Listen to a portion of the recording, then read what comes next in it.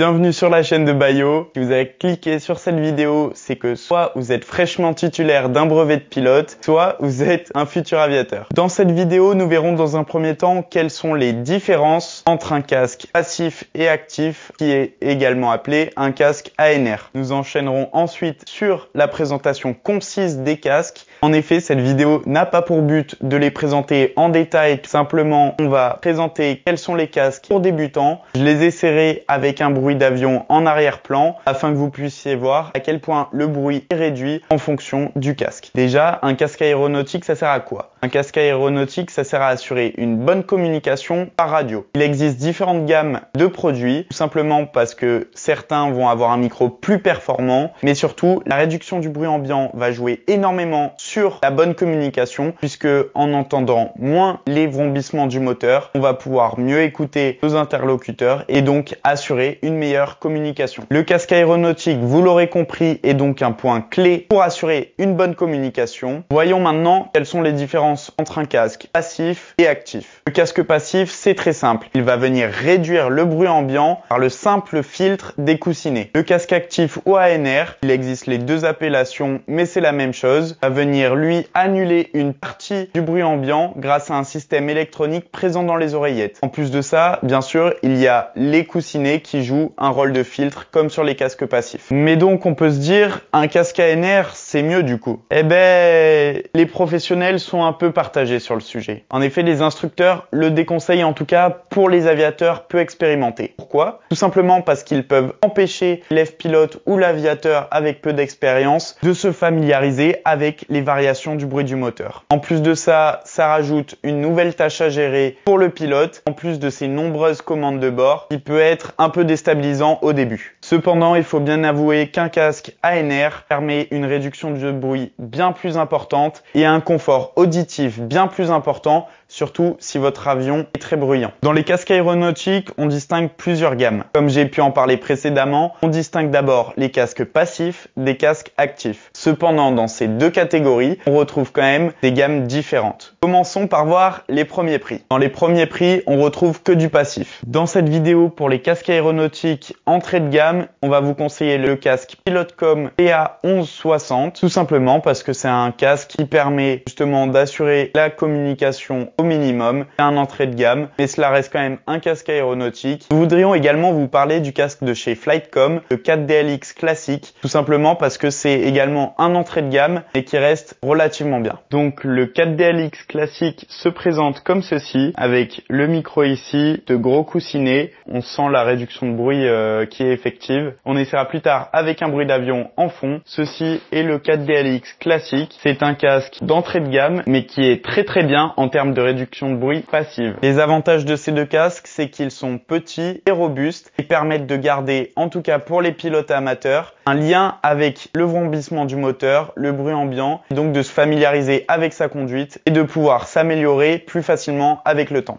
On va maintenant commencer par monter en gamme avec des casques passifs beaucoup plus performants. C'est parti, on découvre. Donc, commençons par le casque de chez Telex. Ce casque s'appelle l'échelon 20. Il se présente comme ceci quand vous le recevez. Je vais l'ouvrir et l'essayer pour vous montrer. Donc, tout de suite, dès que je l'essaye, je sens déjà que le casque a beaucoup plus de maintien sur ma tête, force beaucoup plus et a donc une réduction du bruit passive beaucoup plus importante. Je sens en tout cas les arceaux du casque qui forcent beaucoup plus. Une réduction du bruit passive est également beaucoup plus importante. On sent vraiment que la qualité est montée d'un cran. Donc quels sont les avantages de ce Telex échelon 20? Tout simplement, c'est un casque qui va être plus performant et qui va avoir un bon rapport qualité-prix. Ça reste un casque passif, mais de très bonne facture quand même. Un autre avantage de ce Telex 20, c'est tout simplement qu'il est livré avec sa pochette, qui n'est quand même pas négligeable. Je ne pouvais pas faire cette vidéo sans vous présenter le mythique David Clark H10 13.4.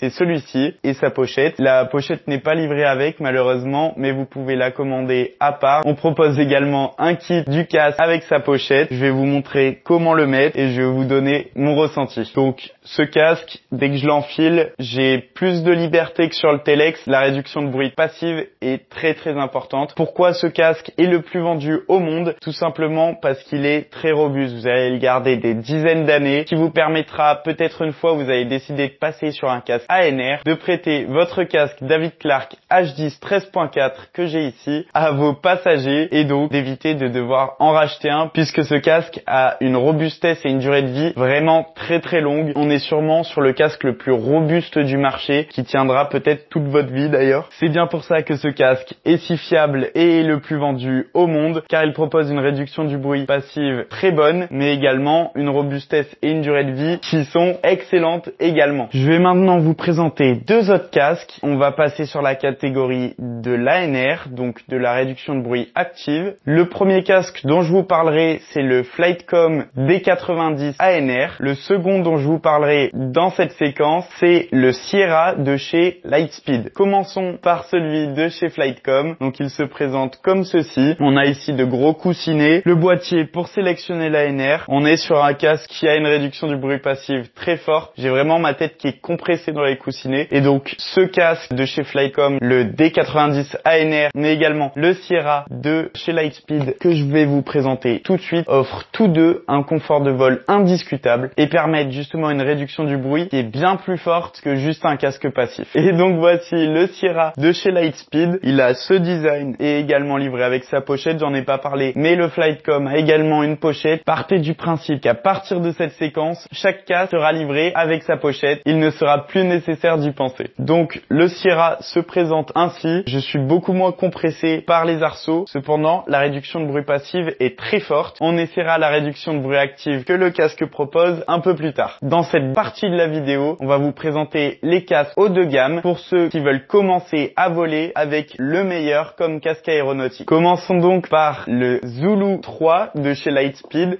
Ce casque a des performances excellentes. Je l'essaye afin que vous puissiez voir à quoi ressemble le casque porté. Donc la réduction de bruit passive est bien présente. On essaiera la réduction de bruit active juste après. Mais voilà, c'est un casque de très bonne facture. Et on passe tout de suite au casque suivant haut de gamme. Et qui dit casque aéronautique haut de gamme dit forcément Bose. Et oui, Bose Aviation est très fort sur les casques aéronautiques avec la technologie ANR. Donc celui-ci est le A20. On est vraiment sur le concurrent du Zulu 3 que je viens de vous présenter. On a déjà une réduction du bruit passif très bonne et la qualité de la réduction de bruit active avec la technologie ANR est stupéfiante également. On verra ça juste après. Mais vraiment, dans cette partie-là de la vidéo, on tape que sur du haut de gamme, que sur des produits de qualité, leur technologie, leur connectique et leur réglage. On est vraiment sur des casques incroyables avec des performances hallucinantes. La différence entre de l'entrée de gamme et du haut de gamme est vraiment frappante. C'est bien pour ça que dans cette vidéo sur les casques que nous conseillerons aux débutants, on a voulu quand même vous présenter du haut de gamme pour que vous ayez toutes les cartes en main pour choisir. L'avant-dernier casque que je vais vous présenter maintenant, c'est tout simplement le Delta Zulu de chez Lightspeed. On est vraiment sur leur dernier modèle actuellement. Qu'est-ce qu'il rajoute? Le Delta Zulu présente une nouvelle technologie sur le marché. C'est tout simplement la détection de monoxyde de carbone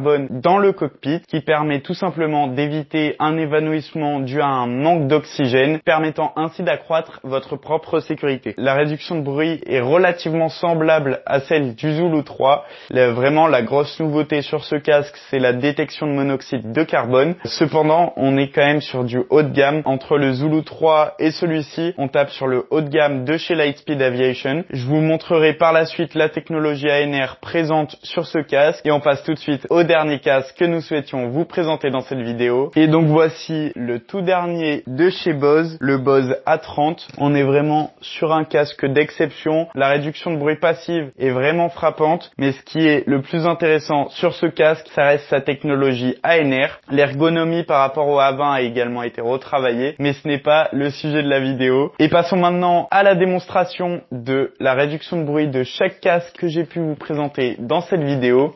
Le chevelu sur la vidéo s'apprête à essayer les casques avec une bande son démo en fond. Afin de préserver votre système auditif, nous vous recommandons de diminuer le volume de votre appareil. Toute l'équipe vous souhaite bon courage pour la suite. Donc on va maintenant passer à une mise en situation réelle afin que vous puissiez comparer la réduction du bruit de chaque casque. Donc là, on est sur un bruit ambiant où il n'y a pas de réduction de bruit. Je vais maintenant mettre le 4DLX.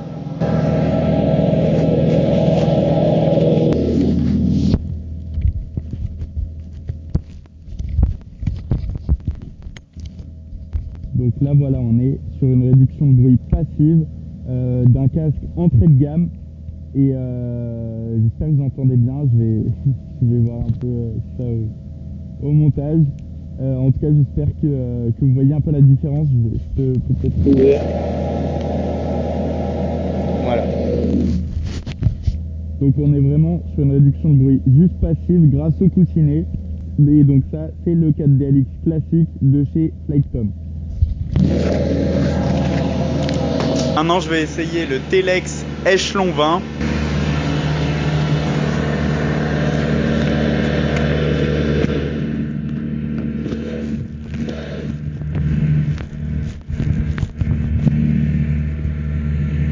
Donc voilà, là on est sur la passivité du casque.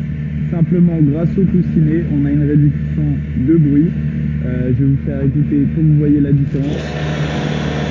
Voilà, donc ça c'était le casque de chez Telex. Passons maintenant au test pour le David Clark H10 13.4.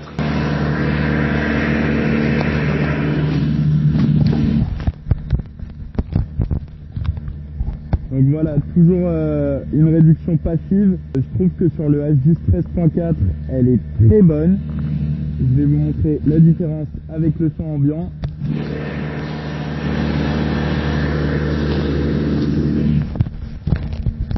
Voilà, donc ça c'était le test pour le H10 13.4. Le casque que je suis maintenant en train d'essayer est le Sierra de chez Lightspeed. Je vais vous faire écouter d'abord son côté passif et ensuite sa réduction de bruit active, donc la technologie ANR du Sierra de chez Lightspeed.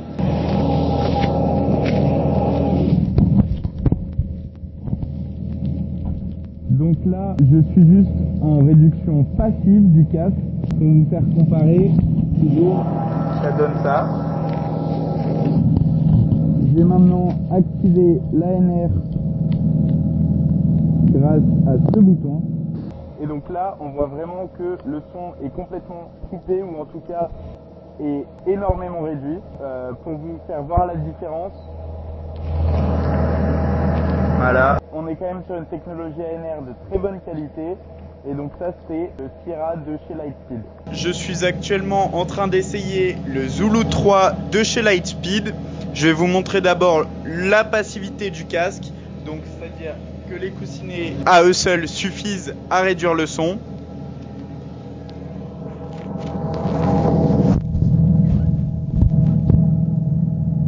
Et maintenant je vais activer le système ANR. Voilà, donc on entend vraiment beaucoup moins le son ambiant, c'est beaucoup plus agréable à porter. C'est vrai que sur de longs trajets, le bruit dans le cockpit peut être dérangeant. On a eu certains retours de pilotes qui sont passés à l'ANR parce qu'au bout de plusieurs heures de vol, se plaignaient d'avoir des maux de crâne, etc. Donc l'ANR, pour en tout cas les longs vols, est vraiment une solution à envisager. Je vais vous montrer la différence entre l'ANR activé et le bruit ambiant. Donc voilà, ça n'a vraiment rien à voir. On va maintenant passer au Bose A20. C'est parti pour essayer. Pour l'instant, il n'y a juste que le côté passif. Je vais maintenant activer l'ANR.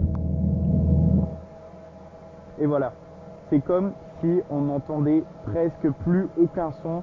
L'ANR sur le A20 est très très bonne. C'est vraiment impressionnant. Si vous voulez, je peux vous montrer la différence du son qu'il y a à l'extérieur du casque. On entre vraiment dans le haut de gamme. On est de même pour le Zulu 3 de chez Lightspeed. Vraiment à partir du Zulu 3, du Bose A20, le Delta Zulu de chez Lightspeed ou le Bose A30, on est sur des produits d'exception qui ont une technologie ANR vraiment très puissante. On passe aux deux derniers casques. C'est parti. Le casque que je suis en train d'essayer, c'est le Delta Zulu de chez Lightspeed. Il a un plutôt joli design, je trouve. On va essayer ses compétences en matière de réduction de bruit, en commençant toujours par le passif, puis j'activerai l'ANR.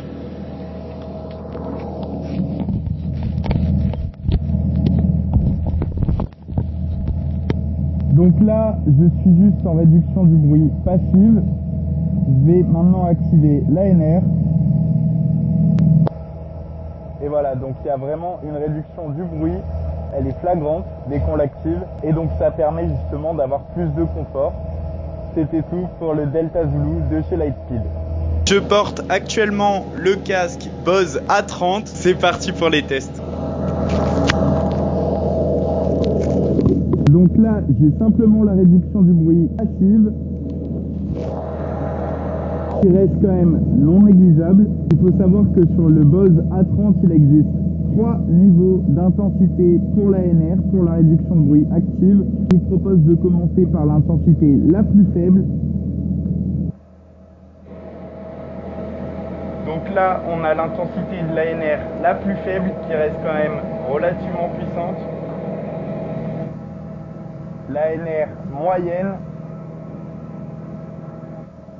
Et là, l'ANR la plus forte de chez Bose, qui est extraordinaire, je trouve.